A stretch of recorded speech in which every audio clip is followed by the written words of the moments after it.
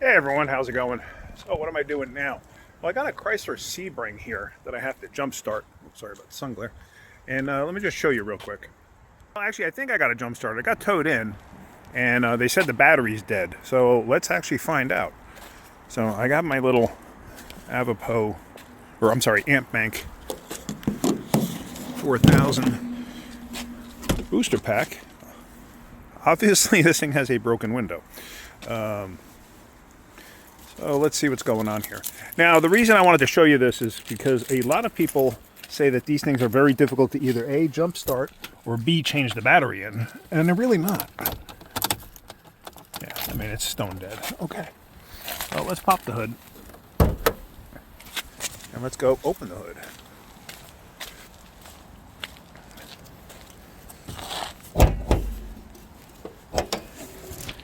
Alright, so 2.4. Kind of an underwhelming engine. It's reliable, just underwhelming. This is not good. See those stains? That's usually coolant. But it's not why it's here. Although we're going to have to check it out. Let's see. Alright. So over here you have your jumper posts. We're going to see what's going on here. Here you have your jumper posts. This is positive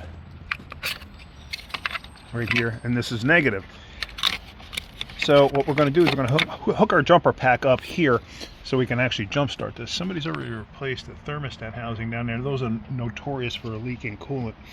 But now the battery on these things is actually located down inside the fender well inside here. If you ever have to service this vehicle and do something on the electrical system, you unhook, you take this 15mm nut off, and then you see that hole there? You slide this off, you stick that hole over top this stud and just screw the nut back on. Now you've isolated the battery from the vehicle and you don't have to worry about anything. So let me just hook up my booster pack here. My Amp Bank 4000. This thing comes in pretty darn handy, I will give it that.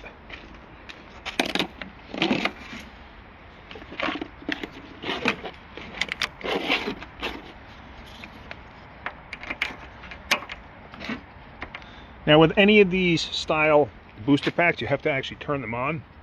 Some of them will turn themselves on once they realize there's very low battery power. Alright.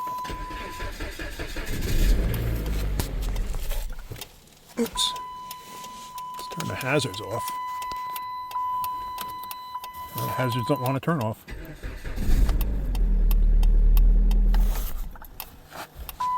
All right.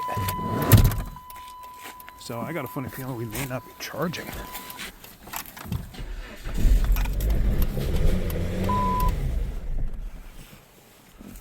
Yeah, we may not be charging at all. That's the one bad thing about this style booster pack, is if you're not charging, these things do shut themselves down after a little while. So let me turn that back on. But for some reason, I can't get the hazards to shut off.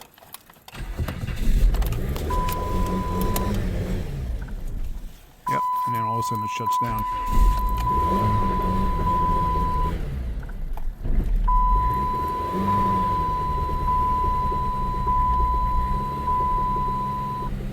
This thing runs terrible. Alright, well I guess it is maybe it's not. Alright. And this is a problem with all of these style booster packs. I forgot what the heck they're called. But if you have a situation where you have a battery that's so darn dead, how are you going to move it? You can't move it. So these come in really super handy in a pinch. But, you know, like this situation, not so much. So let me go get our other booster pack that's a actual battery. And let me go grab that. So, and then we're going to see what happens. So what I have here is, this is a pretty big, it's a Schumacher, and it's a pretty substantial size one because we use it for the shop. You don't need something this big if you got something for home. Like I said, those little ones, they come in handy in a pinch. However, if you got a situation like this where it's stone dead, you're going to have a problem, or you could have a problem. This style has its own battery sitting in here, so it actually does not shut off. So you have constant power. Once you turn them on, that is. What I'll do is I'll put a link in the description for a couple of different ones that I would recommend to use. So now with this, so you turn it on, 12.8. So now that's going to maintain battery voltage, obviously as long as the battery stays good inside that booster pack. If you're not charging,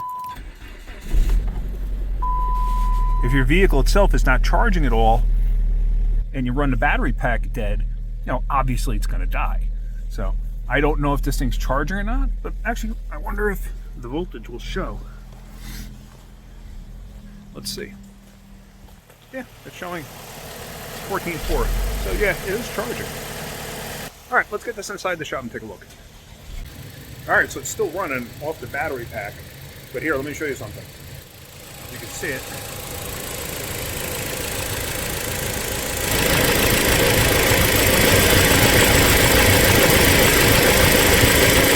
That appears to be oil.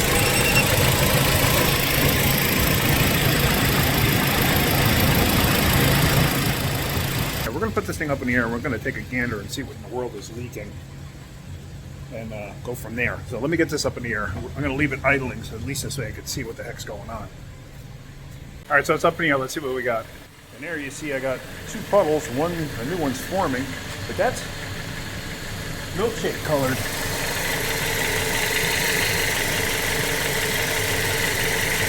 Where the heck is that coming from? That's coming from the oil pressure switch, but yeah, that's the oil pressure switch right there. It's coming out of the oil pressure switch. But you see the color of that? That is not good. That is not good at all. All right, let me let this thing back down, and then we're going to actually check the oil and see what we got. Yeah, this thing's a mess. Obviously, this thing's been leaking for a while.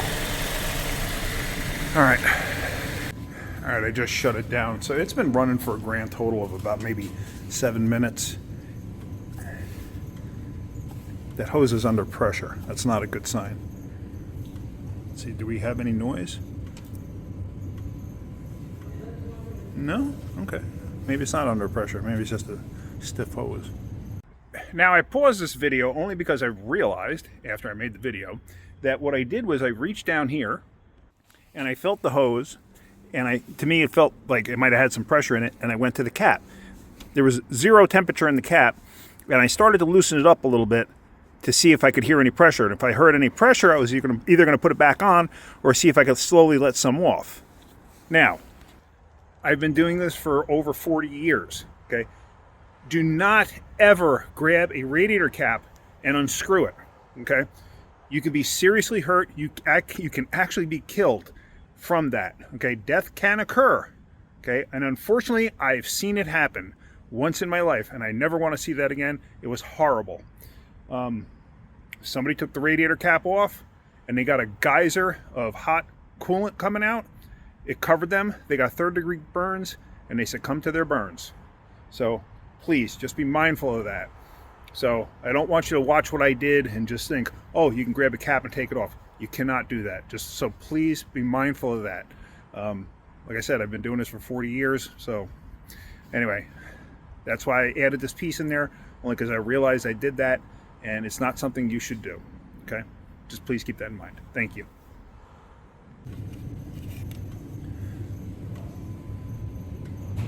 There is nothing in there. That's good. Not. Oh yeah. This thing's got a blown head gasket or something. Yeah.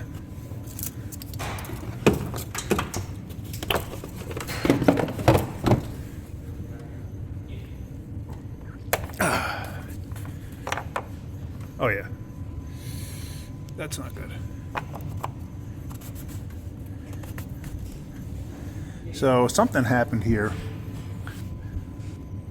Seeing all the staining is going to tell me immediately that this thing's got a coolant leak. That's what all of this white stuff is. So, got to see how far these customers want to go into this vehicle. judging by everything else that's wrong with this, I'm going to say it's not worth it. She doesn't even have a license plate on the back. I didn't check that.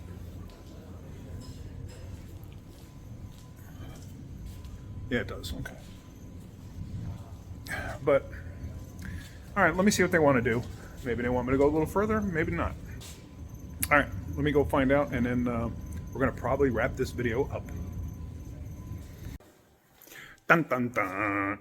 Customer decided they did not want to go any further when I told them what was going on. And they said, yeah, they kind of figured, but they were hopeful that maybe something simple. I said, I really, really doubt it. I said, if you want, I could start diagnosing what's actually going on. And they were like, no, just don't bother. Don't bother. We're going to get rid of the car. So, yeah, that kind of ends this. So I'm just going to park it outside and it'll be done. So, yeah. So that ends it. So it's obviously, this was a coolant leak. Anytime I see staining like this, I know it's a coolant leak. You know, anything along those lines that looks like that. Coolant's been leaking for a while. They overheated it. Coolant's in the oil. It's obvious because you can see the milkshake in the oil. See that? So, yeah. So we are basically gonna just park it outside in the spot that everybody goes to rot away.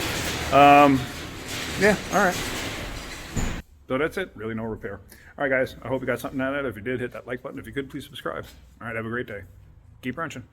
Oh, and if you want, in the description below, what I'm gonna do is I'm gonna put links to different booster packs that I would personally use, the ones that have the battery in it that don't just shut themselves down like the little ones do. The little ones come in handy in a pinch, but just something to keep in mind. All right, guys, have a great day. Keep wrenching.